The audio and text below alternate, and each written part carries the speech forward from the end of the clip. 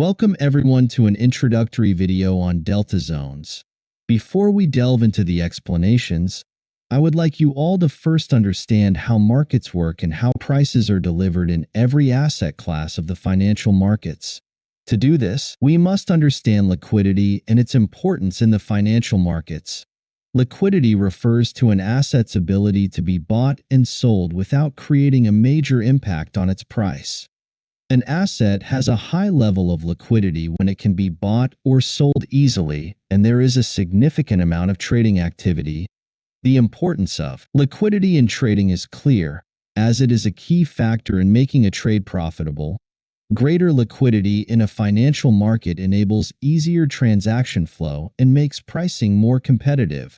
The provision of liquidity is important for the well-functioning of markets and trading. One of the most important aspects that enable attractive rewards in trading is the presence of a liquid market. This is where the need for liquidity services arises. A liquidity provider ensures more price stability by taking a position that can be offset with another market maker or added to the market maker's book to be liquidated at a later time. Some market makers will watch orders and call levels for clients and can execute market orders on their behalf. An individual trader will never get direct access to a Tier 1 liquidity provider. Their access to the market will typically be provided by an online broker. Now let's discuss the different types of liquidity present in the markets. Firstly, there is interbank liquidity. It is the highest level of liquidity in the market and is provided by large financial institutions, such as banks, to other financial institutions. These institutions trade with each other directly or through electronic communication networks. Interbank liquidity is characterized by deep order books and narrow bid-ask spreads, making it highly desirable for traders.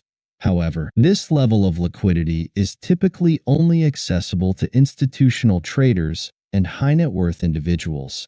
Next, we have retail liquidity. This is the level of liquidity available to individual traders through retail forex brokers. These brokers act as intermediaries between traders and the interbank market. They aggregate liquidity from various liquidity providers and offer it to their clients. Retail liquidity is generally lower than interbank liquidity, but it is still sufficient for most individual traders. Retail brokers often offer different types of accounts with varying levels of liquidity to cater to the needs of different traders. Then we have market liquidity, which refers to the overall liquidity in the markets. It is determined by the total volume of trades happening in the market at any given time. Higher trading volume usually leads to higher market liquidity. Market liquidity can vary throughout the trading day, with the highest liquidity typically occurring during the overlap of major trading sessions. Traders should be aware of the market liquidity conditions when planning their trades, as low liquidity can result in wider spreads and slippage. Next, we have the bid and ask spread.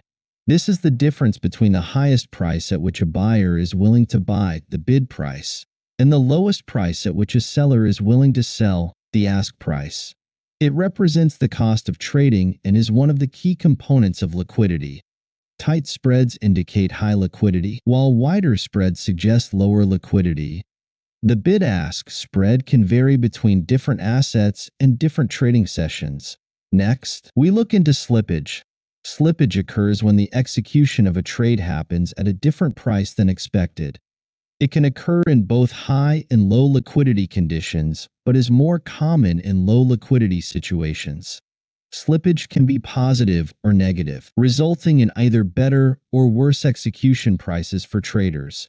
High liquidity reduces the chances of slippage as there are more buyers and sellers available at any given price level. This most often happens when a news event hits the market and the order book becomes less liquid. Now let's have a look at a screenshot of an order book. In the red column are resting sell orders, and in the blue column are resting buy orders that are waiting to get filled, respectively. In the middle column, we have market orders that are thrown by each participant to eat resting orders at each price level in order to move the price in a certain direction. Firstly, let's look into what market orders are in trading. A market order is an instruction by an investor to a broker to buy or sell stock shares, bonds, or other assets at the best available price in the current financial market. It is the default choice for buying and selling for most investors most of the time. If the asset is a large cap stock or a popular exchange traded fund, there will be plenty of willing buyers and sellers. That means that a market order will be completed nearly instantaneously at a price very close to the latest posted price that the investor can see. A limit order, which instructs the broker to buy or sell only at a certain price, is the main alternative to the market order for most individual investors. Now that we have discussed the basics of liquidity, let's move on to our main topic, which is delta zones and what they are. Almost all manipulations that happen in the financial markets are done through limit orders via dark pools, which then create buy-sell deltas. Pattern manipulations, such as sweeping or wicking a swing high, low, are not really manipulations to take stop losses. Rather, they are meant to trap breakout momentum algorithms by dark pools and then reverse on them. Delta zones, in a nutshell, are calculated when liquidity flips in the market. This liquidity flip is not the conventional term used by order flow traders. By liquidity flip, we refer to the conversion of immediate volume as inventory switch hands. These prices are very important for us as traders because most business is done around them. Different types of manipulations happen, and delta zones also serve as a magnet to pull prices in one direction or the other.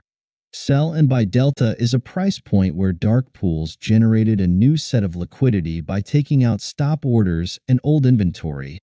Once that is taken out, a new one is generated in the form of the opposite delta. Now, looking at the diagram, what do we see? A sell delta broken. That sell delta becomes buy volume. This buy delta now supports the price to go further up. This process continues to happen until on one sell delta, dark pools decide to stop and reverse the price. A simple example would be, if I say transportation needs fuel to run, the financial market needs liquidity in the shape of deltas to deliver prices or create vacuum to trap them, which I will explain in future videos. So if dark pools intend to push the market down, what will fuel it? The liquidity created in the shape of buy deltas previously. This is a continuous cycle of delta liquidity that runs our financial markets on a daily basis. That is all for this video. See you all in the next one.